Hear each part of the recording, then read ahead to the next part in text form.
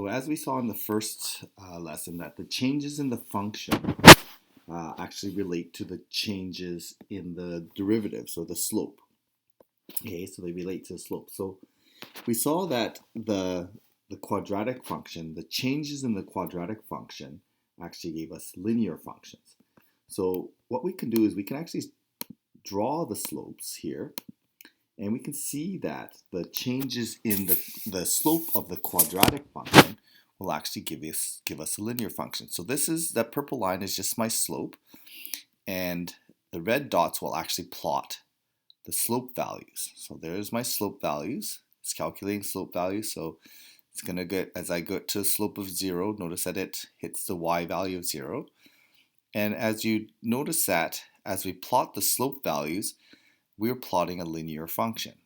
So that's the derivative of the quadratic function we calculated it. It's the derivative of a quadratic function is a linear function. So there it is. We can look at the cubic function. Okay, so if we plot the cubic function and we plot the slopes of the cubic function, so again, there's my tangent line. The red dot represents slope, so that the slope value of that line is about 2 point something. And as I drag this point, it's just going to draw slope values. It's going to plot the slope values, so it's getting steeper and steeper and steeper. Okay, it's getting less and less and less. It's going to go to a slope of horizontal, so slope of 0. And as I get like this, it becomes steeper and steeper and steeper. And notice that the slopes of the cubic function are actually plotting out a quadratic function. And that's what we verified with using the limit, okay, using the Newton's quotient. And we also kind of saw this a little bit at the very beginning, where the changes in the cubic function, the changes in the y values were quadratic. So the slopes of the cubic function are also quadratic. The last one I'm just going to show you is then we look at the 1 over x function. Okay, so we did the definition of the derivative on the 1 over x function, and we ended up with negative 1 over x squared.